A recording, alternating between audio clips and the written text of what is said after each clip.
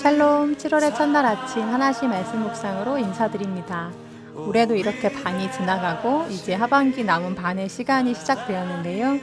그 시작을 베드로전서 말씀과 함께 하면서 우리에게 말씀해 오시는 하나님의 음성에 귀 기울여 보시면 좋겠습니다. 그럼 7월 1일 하나씩 말씀 묵상 시작하겠는데요. 오늘의 본문인 베드로전서 1장 1절로 12절까지의 말씀을 김미림 집사님께서 읽어주시겠습니다.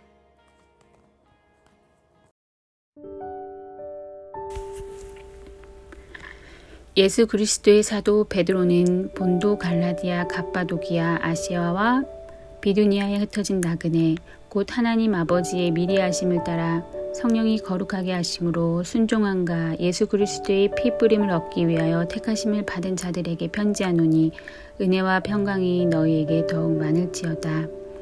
우리 주 예수 그리스도의 아버지 하나님을 찬송하리로다. 그의 많으신 긍휼대로 예수 그리스도를 죽은 자 가운데서 부활하게 하심으로 말미암아 우리를 거듭나게 하사 산 소망이 있게 하시며 썩지 않고 더럽지 않고 쇠하지 아니하는 유업을 있게 하시나니 곧 너희를 위하여 하늘에 간직하신 것이라.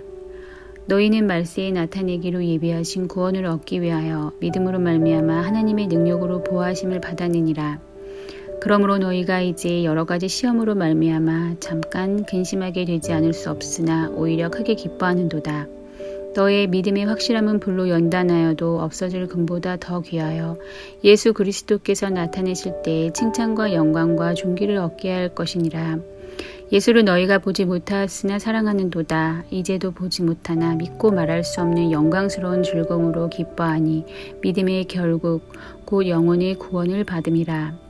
이 구원에 대하여는 너희에게 임할 은혜를 예언하던 선지자들이 연구하고 부지런히 살펴서 자기 속에 계신 그리스도의 영이 그 받으실 고난과 후에 받으실 영광을 미리 증언하여 누구를 또는 어떠한 때를 지시하시는지 상고하니라.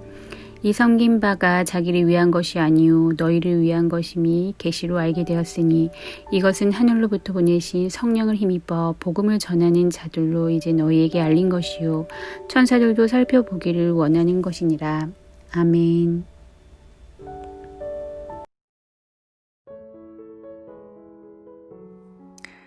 오늘부터 새롭게 베드로전서가 시작되는데요. 베드로전서는 하나님의 택정함을 입어 믿음으로 그리스도인이 된 이방인들 중에서 지금의 터키 위쪽 지방인 북구 소아시아에 살고 있던 성도들에게 베드로가 보낸 편지입니다.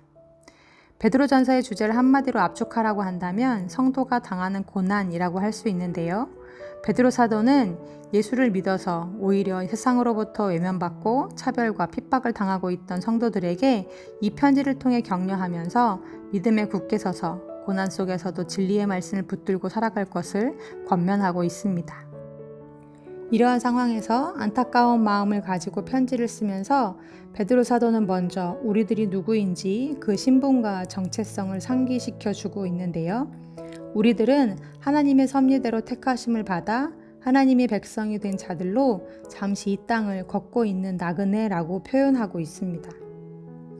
이곳은 우리의 본향이 아니기에 땅의 법이 아닌 하늘의 법을 따르고 또 세상의 왕이 아닌 다른 왕, 하나님을 섬기다 보면 세상으로부터 핍박도 당하고 따돌림도 당하고 손해볼 일들이 생기는 게 당연하다는 것입니다.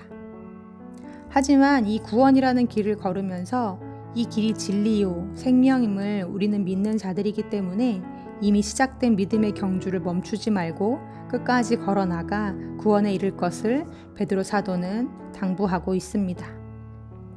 하나씩 말씀을 준비하면서 목회자용 매일 성경을 읽다 보니 눈에 와닿고 또 마음에 와닿는 구절이 있어서 함께 공유하고자 하는데요. 제가 잠시 읽어드리겠습니다.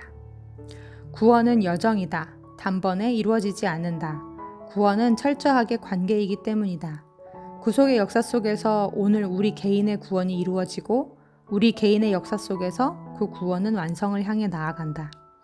그리스도의 죽음과 부활로 거듭나게 하신 과거, 하나님의 능력으로 보호받는 오늘, 그리고 썩지 않고 더러워지지 않고 쇠하지 않을 유업을 받을 미래, 그 구원의 여정 속에서 우리는 살고 있다.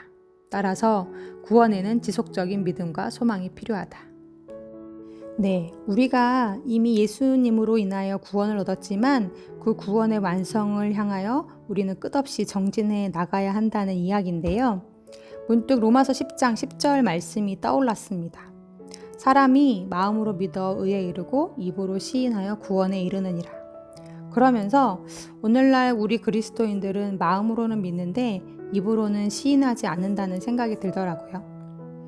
베드로가 이 편지를 보낼 당시에는 내가 예수 믿는 사람이라는 걸 입으로 시인하면 고난을 받고 핍박과 피해를 피할 수 없었던 시대였습니다.